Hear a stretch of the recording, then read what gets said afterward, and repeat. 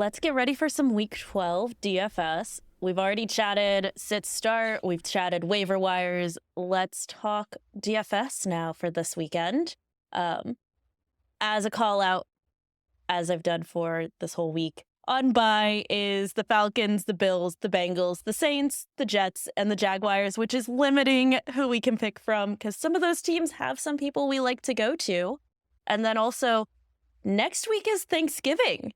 And we have a Thanksgiving extravaganza of games, from games on Thursday, Friday, and then, of course, Sunday and Monday. So we'll have a lot of our videos out earlier in the week, and we'll be doing a special Thanksgiving contest with a prize pack. So make sure to hit the subscribe button so you'll hear when our videos come out early next week. Let's jump into how we did last week. Judy, you weren't here in last week's episode, and we went a direction that I think you would have disagreed with. We had Russell Wilson. We had done a Steelers Baltimore stack, and that game did not turn out how Quinten and I expected at all. No, that was some vintage AFC North. Lauren, you and I last week, we were talking 3 different ways. We talked about a couple onslaughts of Miami and Detroit taking care of business, and we finally decided on the Baltimore Steelers going back and forth in a shootout, which just did not happen. We would have been much better going down the door with the Lions, and we might come back to them this week. We'll see. But as we can see in the winning lineup had Jared Goff, Williams. I'm surprised that Amon-Ra St. Brown didn't make an appearance too, because he went crazy in that game. And then we're seeing some familiar faces in those winning lineups reappear. So we got Juwan Jennings again. I feel like he has just been a mainstay in those winning lineups and just been too cheap. I think if his name was Ayuk, then maybe he'd get more respected from the FanDuel pricing, but still kind of at a cheaper price, and we might come back to him as an option this week. But we did also get fooled by Sean Payton. So one week he goes by Audric Estime as the running back. He's going to be the lead guy. And then he says all that just to hand the ball off to Javonte Williams and give him all the work. So I don't know if we can trust Sean Payton ever again, but we kind of got burned on that one and didn't end up cashing for last week's lineup. Yeah. Well, this week I don't have to save you from the Steelers because they play on Thursday night. So we don't have that situation. We did see Taysom Hill have his tight end rockstar day that we've talked about previously. We did. Yeah, he was, what was that? Like almost, it was like 250 all-purpose yards. That was crazy. Yeah, and they really just don't have the personnel to give it to anyone else. So moving forward, we're definitely going to have to consider paying up for him just because he has that ceiling and very few tight ends can ever produce those numbers. Yep. Well, luckily this week we don't have to consider it because he's on bye. Yep. Got a lot of significant buys. Let's jump into this week's games then. There are 11 games on the FanDuel main slate and 10 games on the DraftKings slate. Let's kick it off with Detroit at Indy. Detroit's favored by 7, over-under is 49.5. Is there anyone that stands out here to y'all? I feel like this is just going to be Detroit going and scoring 50-some points again. I'm sorry, y'all, because I know y'all are Colts fans, but we are, and I think we're on different sides here because I just think Detroit goes and gets their 50 points, and everyone gets a touchdown for Detroit. And I'm not as convinced. I think they're going to look great. They've looked great all season, but I think the Colts will be able to keep it competitive. It's a 7-point spread, and 7 points on the road is a lot for an NFL team. So Indy looked a lot better on offense last week. They were able to sustain drives. They were able to actually move the ball, and especially in the fourth quarter, they got it done. And so I don't know if AR's timeout worked. We're going to see if it's more of a Jekyll and Hyde situation, and he kind of gets back to what he was looking like the first half of the season, which is probably a little bit more likely, but it was at least promising to see them be able to sustain drives. Well, they only sustained drives because they got lucky, and Richardson was just chucking the ball. It looked like a college game a little bit. and just we'll heave it down there and hope that one of our wide receivers is fast enough and can go up and get it. And it worked. And that's how they would keep the drives alive. It wasn't like it was a real strategic, put together drive. He was doing a lot better on the intermediate passes, and it his best accuracy all season. So. Yeah. Well, we've seen Goff throw 5 interceptions, and I think we might get to see Richardson throw 5 interceptions. And the Lions are definitely a defense I can play. They are a great defense here. And as heavy favorites, I like their running backs. I lean more on the Gibbs side just because last week I think Gibbs was the only Lion that didn't hit his numbers. I mean, Montgomery got 2. I think Amon-Ra St. Brown got 2. Jameson got 1. Gibbs only got 1. Yeah. So I think he's due for that multiple touchdown game. And he's a pretty fair price for such a favorite in this matchup. He's my favorite of the lines. Do you agree? Do you have a different line that stands out? They all stand out, but I like Gibbs the best for sure. I can go Montgomery, but I think they're priced about the same. So I think you kind of have to have a line in your lineup, whichever one you're choosing.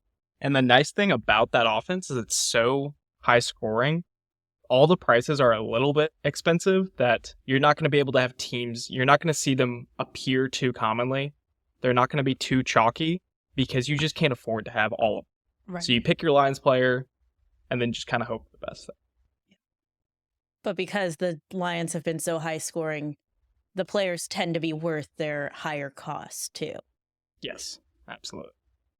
I think we saw more of a ceiling outcome last week. Normally they're good, but they haven't been crushing. And last week was the first time we saw them really win tournaments. Well, let's continue on to Gibbs. Oh, go ahead. You like Gibbs? No, go ahead. Yeah. Gibbs is my tournament piece, and that's kind of what I'm taking. Well, let's continue on to the Eagles, who are headed to the Rams. This is the Sunday night game. Eagles are favored by 3. Over-under is 49. What do y'all like here? I think the Eagles should be higher favorites in this. I think they're just a more complete team than the Rams, and they kind of do what the Rams do, just a little bit better. The important thing is going to be monitoring Devontae Smith's health. So I don't know if you've seen an update on that. I can see if I can get one. I haven't seen. He was missing practices early this week, so I was really interested in kind of these later days practice reports. He has a great matchup because the Rams have really just been giving it up in the middle of the field, and kind of they have to either stack the box to defend against Barkley or play some high safeties to make sure that A.J. Brown doesn't take the top off them. And I think that leaves the middle of the field wide open for Devontae Smith. And if he's not in, I think it's really interesting for their tight end matchups. He didn't practice again on Thursday, so no practice Wednesday or Thursday. Yeah, if he's not practicing, I think Goddard is interesting in that spot then, as just a go-to possession for the tight end. Yeah, I can go with Goddard. I like Barkley. If we want to pay up for somebody, I know he's $10K, but he can definitely score 40 points in this matchup. Especially with the banged up receiving core, just hand off to Barkley. Yeah. And the Rams haven't really been able to stop anyone. And Jalen Hurts has been injured as well and kind of struggling. So if you can just give it all to Barkley and get out of this game with a win, that's what I would do. Do you think the Rams keep it competitive? Eagles are only 3-point favorites. It's tough for me to see that. I don't think the Rams keep this competitive. The Eagles' defense has just looked so good. It has. And they just kind of stop teams. I don't know that they look so good, but they just stop everyone and go nowhere. I don't want to pay up for Kyren. I can't take the risk of Puka and Cooper Kupp. So I'm more on the Eagles side only, and like limited spots here, I think either Saquon or Goddard have a piece of this game with a higher scoring total, and then get out. Yeah, I'm with you here. Well, let's move on to Arizona, who's heading to Seattle. Seattle is favored. The over-under is 47.5, and it's looking like it might be pouring at this game. We are a few days out. You never know, but the West Coast is getting slammed with rain all weekend. which has me concerned. I already like James Conner in this matchup a lot. So he has a great matchup against Seattle. But the most expensive player in this whole game is Kenneth Walker at 8,100, which is a little crazy to me because both of these teams have been playing fairly well. It is a divisional game. It could be for the lead too in the division. So right now Seattle is sitting a game back from Arizona, who's leading the division. But if they're tied and you've got a win already on that team, I don't know if they've already played each other or not. So it could be an interesting game, and we could really lean on both running backs in this game if there's a lot of rain. I do like Arizona on this side for this slate, where we have them coming off of a bye, and also Seattle coming off that dramatic win, getting that last-second victory over San Francisco. I feel like when you get those highs, you kind of bounce back the next week, and it's hard to keep that up, especially with the extra rest that Arizona has. So they might just lean on Conner and just bully them, is kind of what I'm seeing. I like Conner in this. I think it's been a while that we've seen Ken Walker really have those explosive games. He's kind of due for that. And I think the other player that's extremely due for some positive regression is Trey McBride. He's been one of the best tight ends, and he doesn't even have a receiving touchdown yet this season. Wow, I didn't realize that. Yeah, he has a rushing touchdown and fumble recovery touchdown. Oh, wow. Are his only two for the season. And the team's aware of it. They've been targeting him in the red zone, and it just hasn't worked. And I think a player that good will bounce back. And so I like Trey McBride in this game as well. Yeah, I like him. I actually like DK Metcalf. Everybody jumped on the JSN bandwagon when Metcalf was out, but I'm waiting for Metcalf to get his get-even game, and I feel like it's coming. He, too, is way too talented to just be sidelined. I don't know about this one. The weather has me scared, but it's often that I get scared by the weather, and it turns out to be nothing. Yeah, I've found in the past that unless the rain and winds, the winds might be the bigger factor than the rain. Yeah. And just keeping an eye on that, but if they're kind of minimal, like under 15 miles an hour on average, then I think the passing game should be fun, and Metcalf's definitely in play, especially if everyone else is scared of the weather. Okay. Well, let's continue on to San Francisco at Green Bay. Green Bay is favored by 2. Over-under is 47.5. I saw that Bosa on the San Francisco side, on the San Francisco defense, is questionable with that hip injury, and we saw how that impacted last week's game with Seattle, where Seattle was able to come back and win once Bosa went out. Do y'all like anything here for DFS? For DFS? Yes. I think both these teams have looked a little lost and haven't really had that true identity that they've had in the years past. But they've had their moments, and I think 47.5 is just a little bit high, especially for the salary prices. Now, there is still one glaring salary that's always mispriced every week, and they just refuse to bring up Juwan Jennings' price. So he's seeing double-digit targets every time, and I think he's a great play again this week. I thought you were going to say that the price for Christian McCaffrey just hasn't been brought down. It needs to be brought down. That too. He hasn't looked like his old self yet, where he's not breaking those end-around runs, and he just doesn't have that explosion I've seen yet that like I've seen from a Gibbs or a Henry. Wait, wasn't last week his first game back? Yeah, if the 49ers are able to give him the entire workload, I want him to look like old CMC before I'm paying $9,500. All right. Well, they get Kittle back too this week, so maybe that'll help too. Because Kittle, I'm sure, does some blocking for him to help things out. Yeah, he's a key part of their Russian attacks. Well, you're all on the Juwan Jennings wagon, and I'm going back to Deebo Samuel. He only had 4 points last week, and he's too good not to make that up. So, especially with Kittle back, I'll go back to Deebo again. And he's not any that dart expensive. Throws for the Packers? We saw Christian Watson come up with some big catches last week, and Jaden's kind of been the most consistent, but he hasn't had any great games recently. Yeah, I like both Christian Watson and Jaden Reed in this game. I think they're going to need both of them to win this game. Either wide receiver is a shot. I haven't checked their prices, so whichever one is cheaper, is probably who I'd go with if I was going to use them. That makes sense. Yeah, it's kind of, I think they're too unpredictable to really have a heavy lean one way or the other. Yeah, if you want to create multiple lineups and put one in and then sub in another one, that's definitely a good way to go. And we don't have too many games on the slate. So if you want to choose this game, I mean, it's the 49ers and Green Bay. Yeah, there's definitely a possibility that both these offenses are rolling and look like how they should and how we expected them to. And this is an all-in game. Well, let's continue on to the Patriots, who are headed down to Florida to face off against the Dolphins. Miami is favored by 7.5, and the over-under is 46.5.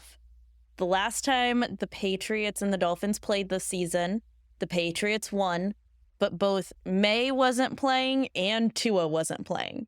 So I think this is a very different game than we saw earlier this year.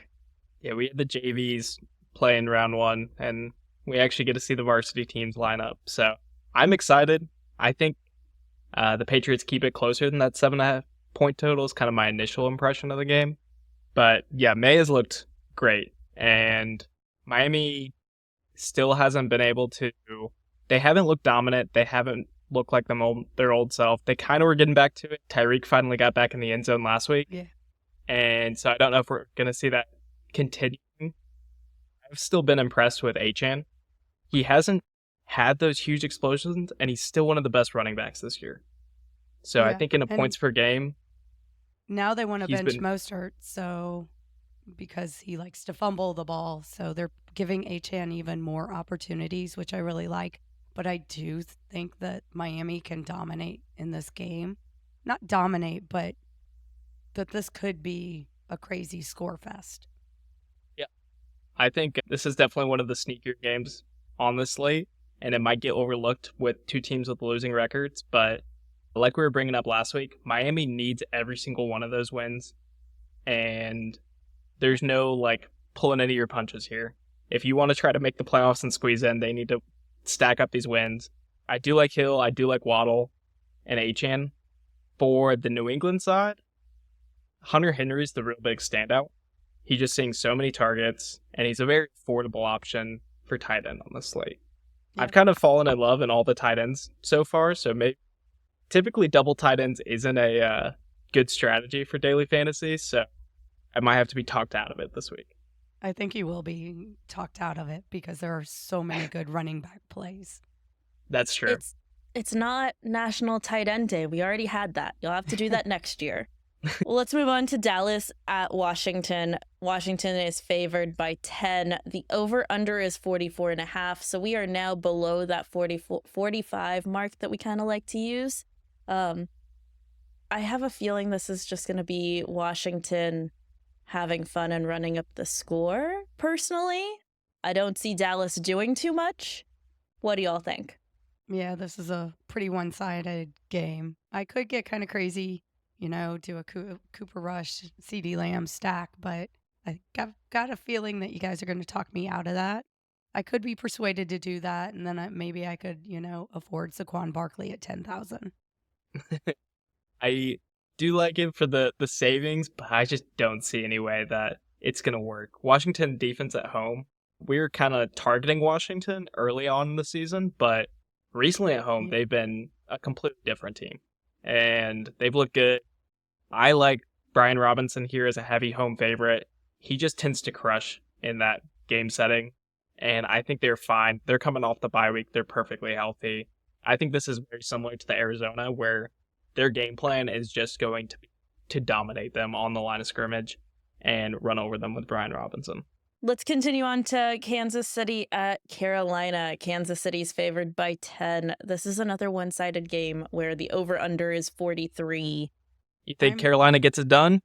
2-loss streak for the Chiefs? I'm oddly excited about this game. I don't think I'd go that far. The Panthers aren't going to actually win, but I feel like this is just a game where they want to pump Mahomes up.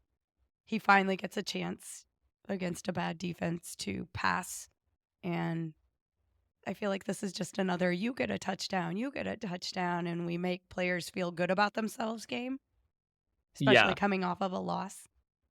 I think this is one of those where they noticed Mahomes was getting too far back in the MVP betting odds. So they're like, why don't we put Carolina right on the schedule right after Buffalo? That'll help them out. I don't think we see Pacheco come back for this game. I know there's talk about him coming off of IR, but they've got a short week next week. They play on Black Friday, so I think that's when he ends up coming back. The Chiefs probably don't need him against the Panthers anyway. So I do like Kareem Hunt. He's another great running back in a dominating game, although he's on the road. I do like Kareem Hunt here, and I think if he's getting all that workload, the team trusts him, and you've been able to run over Carolina all season. The one kind of shot I'm calling this week is Xavier Worthy. I love him. Like, they've been trying to hit those deep bombs. We saw a couple chances against Buffalo last week, and they've just been half a yard here and there, and it just hasn't worked out. But that's why I like Mahomes. That's why I'm like, let's, stack Mahomes, Xavier Worthy, and even DeAndre Hopkins. I can even go with Kelsey. I could do them all four if we could afford it. A full Chiefs? I mean, full Chiefs. That worked out for the Lions last week, and they do kind of need the Pepperella game, but they've been trying to get Xavier Worthy open on those deep shots, and it's really just feels like a matter of time. And this is the scrimmage where they're going to try out their plays that they know they need to get him involved from forward into those playoff runs. I agree. Thielen is supposed to be back. Are y'all just ignoring everyone from the Carolina side, including Thielen?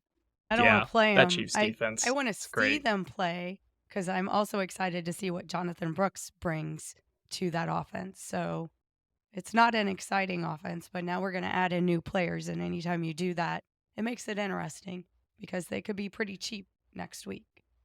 Yeah, it'll be interesting to see what the split is between the two running backs there. I mean, Chuba's looked great. He's in the top 5 rushers this year, and now you got the top drafted running back of the draft coming back. Well, let's continue on to Tampa Bay at the Giants. Tampa Bay's favored by 5.5. Over/under is 41.5. So we're getting to the bottom of the barrel here now. What do y'all like here? I mean, biggest news in this game is that the Giants have benched Daniel Jones. So I don't think we're grabbing Daniel Jones as our quarterback. And we're probably not grabbing Tommy DeVito, their now starting quarterback. Yeah, no, I can't do Tommy DeVito. And the one nice thing about Daniel Jones is he loved hyper targeting his receivers. So Neighbors. It was all Neighbors and Robinson. I think in DeVito's couple starts last year, he was more spreading the ball around, and none of it was. I can't trust any of those receivers. The Tampa Bay side's interesting. I think Mike Evans is coming back. That's what I saw. He's interesting here. I think maybe I don't think you need him. I think this becomes Rachaad White, Bucky Irving show. Just running over him. Running and throwing, but short throws. I do like Cade Otton, so I just don't think you need to take those down the field shots in this game. I don't think you have any reason to. And you can, run little screenplays to Bucky Irving, and he'll just run. I think the only I'd be remotely interested in is Tyron Tracy. Coach kind of said that he's their guy, and they've been giving him the full workload. Singletary's been on the bench, and he's looked very talented. So I don't think that offense is really going to be sustaining enough drives to make him a good play, but he's the only Giant that I think is remotely. So with the new quarterback going in, how expensive is the Tampa Bay defense? And is this the week to pick them up for DFS? They are a good option. I think they're sitting around like $4,400. So they're not the most expensive, and they have a really good matchup. Yeah, you're paying up this week at defense anyway. There aren't a lot of low-cost good options. Maybe that's where we start when we start building our lineup, is we just go and start by grabbing our cheapest defense we're comfortable with and then going back and building everything else. Well, let's continue on to Denver, who's headed to the Raiders. Denver is favored. Over/under is 41. I can't expect y'all to say anyone on the Raiders side. Maybe Bowers, but that's all I could see. Bo Nix, maybe? From the Denver side, I can what do y'all think? Jacoby Myers. Jacoby Myers is their number 1 receiver. He's seen a lot of targets, and I think he's your George Pickens this week. he's more like a Darnell Mooney, I feel like. like where I'm just hoping Without that Kirk Cousins as your quarterback. True. That's true. You got Gardner Minshew, but they have no running backs. They're going to have to throw the ball. And if the Denver's defense is scheming up Bowers as the number one threat, then maybe it leaves Myers open and he can see consistent targets. He has a cheaper price kind of below that mid-range of receivers at 6,400. Nope, I'm passing. You can move on. Even Sutton. Sutton's been a pretty quality option. She'll play him in the fantasy league, but not DFS. I'll play Sutton. I don't mind Bo Nix either, but I just think there are better plays. I agree. Not for DFS. Yeah. Well, let's continue on to Tennessee at Houston. Houston is favored. The over-under is 40.5, so we are really at the bottom of the barrel here. Tennessee side, Ridley had an illness and didn't practice on Wednesday, so we'll see if he's feeling better and will play this week. Does it matter? I don't want to play anyone from this game. I'm a the Texans Houston are all defense. overpriced. Yeah. Houston defense, I think, could pay off just because Levis loves getting sacked and turning the ball over. And Houston defense has been great, and they're at home. But you're going to have to pay up for them. Yeah, Nico Collins, I think I'm fine just watching him this week. He looked good. We had a 76-yard touchdown called back in his return last week, which really changed the outlook. But I think he might get his, but it's still not enough to show up in a tournament. Yeah, no. Well, let's wrap it up then with the Minnesota at Chicago game. Minnesota's favored only by 3.5. Over-under is 39. I don't think we're grabbing anyone from this game. They're either going to be expensive, and both of the defenses haven't been terrible and have been putting a lot of pressure on quarterbacks, which neither team really needs for who their quarterback is. I do want to watch another Odunze stinker game. You want to watch Odunze? What are you going to watch him do? He led the team in targets last week, and that was their first week after firing Waldron, their offensive coordinator. Yeah. So Roshan Johnson, I think, and Odunze will see a larger role in that offense, but I don't think this is the spot to play them. Something to monitor and keep in the pocket for later weeks. Yeah, both of these defenses like to blitz. So yeah. I just see a whole lot of nothing happening in this game except quarterbacks being sacked. I can take either of these defenses. Yeah. Yeah, we saw Minnesota struggle against Jacksonville a couple weeks ago, which I think shocked everyone. Yeah. Well, let's build a lineup. Now that we've gone through all the games, are we actually going to kick it off by picking our defense to start, since you said there are so few options? You want to? Why not? Get it out of the way. Let's do it. Let's start at the bottom. Carolina's a no. Colts are no. Raiders are no. No Giants. No Cowboys. No Titans. Cardinals are my first one that I think are playable at 3,600. I think I'd rather go up a little bit more for the Bears defense. Yeah. Bears at 3,900. Bears at home. I can do that. Okay. All right. We got to talk stacking. So I feel like we're pretty different this week in our views. I don't think I can be talked into the value stacks like you were bringing up with Cooper Rush, but there's some of those middle options that I think are pretty good. If we're staying away from the Seattle-Arizona game, we were pretty similar for the Miami, and we're saying Miami kind of rolls. So maybe we just go in on Tua and get some pieces from that game. All right, we'll go Tua. Well, I know we want to go Achane, though. Maybe we should... I think we can do Achane and Tua. He's so involved in the passing game that... Okay. Are we just going to do the two of them, or do you want to do one of the wide receivers? Yeah. I feel like Waddle or Hill would have to get there for Tua to be worth it. So Hill is 8,300. I don't know that he can do that. Where is Waddle? Waddle's way down here at 5,900. He's all the way down at 5,900. Yeah. I would say either Waddle or even Janu Smith.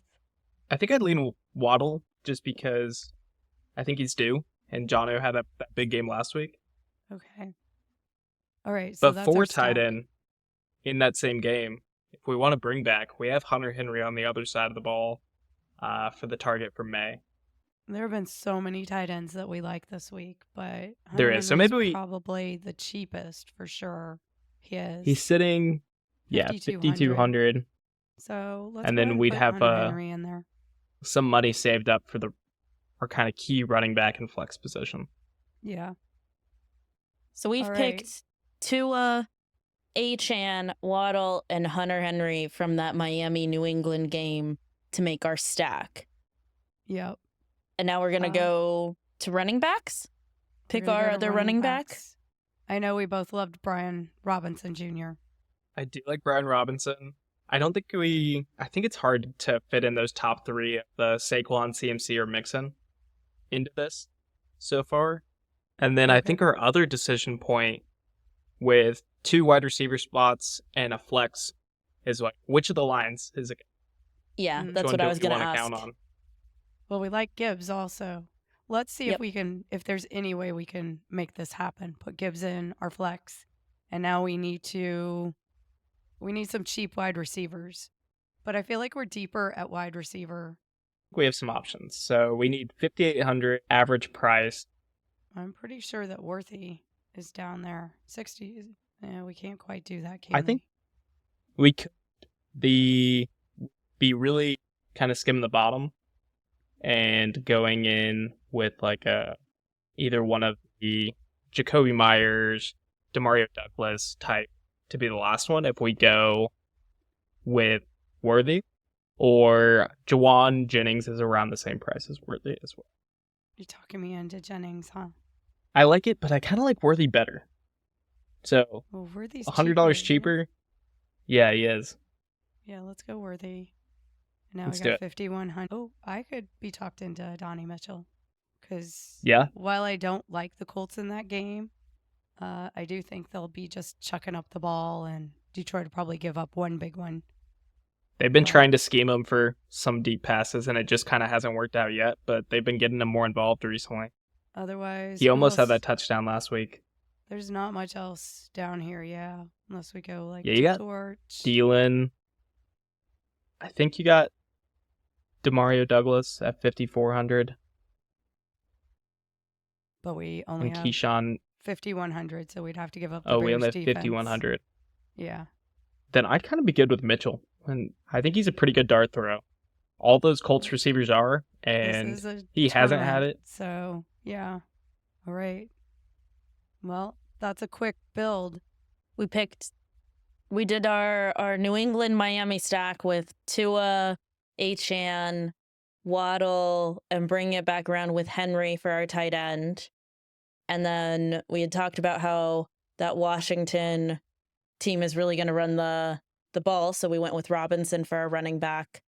And we also went with Gibbs as our Detroit running back for a similar reason of Detroit's just running the ball and everyone gets touchdown. And then for our wide receiver, we went Worthy and Mitchell. Do we have time to pop over to DraftKings real quick? All right, we got 2 minutes. Let's build a quick lineup over here and see if we've got much that's different. So you want to go back to the same stack?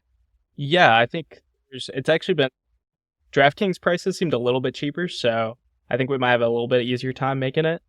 All right. So if we're starting with the same stack, afford something different then, because I know you were okay playing Tua with Achane, but I really don't like that. So then let's. Oh, do you want a different quarterback or take Achane off? I want a different quarterback. I like Achane, but all right. Don't really like Tua as well. I could go on the other side and go May, and then we might be able to afford some different things. Mayfield and Kyler as well, but all right, let's do Mayfield. Can we do Kate Otten then? Yep. And that's a good fit. How about Bucky Irving? I'm good with that. So we're going a very different direction in this one. Yeah, we're focusing on that Tampa Bay New York Giants game. Tampa Bay crushes, and Achane's the only piece you need for Miami. Are we taking a Lion? Feel like you have to. Let's take Gibbs, and then can we take James? I was going to go after James Conner, but I already have too many running backs. I really like the running backs this week. Yeah, it's hard to narrow it down. Yeah, so Now we can spend up a little bit more for wide receivers. Anyone that you love here? What about McLaurin? Metcalf or McLaurin? Or both. I like both of those options. All right, we're going to pretend it's not raining. It's the only thing that's a concern there. How much we got left? 4,900. Let's get our defense. Yeah. And then see how much money we're left with. If we want to go back to the Bears are cheaper over here, 2,500. Yeah, I think they're a great deal. Yeah, let's pop in the Bears. Oh, wait, we can't. We need to do something else here because now we got $2,400 for wide receiver, and that's not going to happen. Okay, so maybe we choose one of the McLaurin, DK, and go away from them. If we think that Brian Robinson's kind of gonna get it done, then I'd say McLaurin I have under Metcalf this week. So you like Metcalf better than McLaurin? Correct. How much are our Kansas City options? Like, how much can we save if we get to one of those Kansas City receivers compared to like the McLaurin? Hopkins at 54 and Worthy at 5. I like McLaurin better than Metcalf. All right, I'll let you get I don't like that rain game. I just like Connor in that game. If it's some crazy rain, I think we would have to adjust this. But they're around the same price point, so we could always pivot later. Yeah, I'll probably pivot since it's my money we're entering. All right, so you want Worthy. Now we got 4,200. Oh, we could go McMillan for Tampa Bay, $4,000. Yeah, that's kind of what stood out for me. Or we got Mitchell again for the Colts at 3,900. Either of those. I think I'm more on McMillan if we're going on Baker. Well, that would bring us with $4. $4. Maybe I don't not. mind it in that game. I don't think they're going to crush that badly. But at $4,000, you don't have to crush to pay for yourself. That's true. We're saving money there and being able to afford the H-Han and the DK Metcalf and the Gibbs. I could get rid of Bucky Irving, and now we're dealing with 5,500. But there's just not a better play. We can't afford Robinson. He's a 56. We'd have to do a different defense. Yeah, I kind of want to get Brian Robinson in there. And then I'm good either getting away from Metcalf. I think there is some options around that receiver range. And keeping the Bears. The Bears just were a great value for their defense at home. So we got Debo. Again, I don't want to go to the rain game. Yeah, so I like Debo. I like Reed. I like Sutton. All kind of in that range. Even taking a shot with Jameson Williams. I think this is a very comfortable range that you can feel pretty safe locking in one of these. Yeah, I like all of those. That's the problem. You got a favorite, Lauren? Williams, Reed, or Debo? Let's do Williams. Yeah, there's more than enough touchdowns to go around for that Lions team. That's very true. All right. That's it. We got Baker Mayfield, Devon Achane, Brian Robinson Jr., Xavier Worthy, Jameson Williams, Jalen McMillan, Kate Otten, Jahmyr Gibbs, and the Bears defense. Well, and with that entry, that wraps us up for DFS for week 12. I think all of us are going to go enter some more contests as well as our free weekly Sunday slate contest. We have one for DraftKings and one for FanDuel this week, which is kind of new. And then next week, we're going to have our exciting Thanksgiving extravagant contest with a prize pack for the winner. So make sure to subscribe so you get notified when we release our videos early next week and have those links for the contest. Join us on FanDuel or DraftKings to play, and good luck.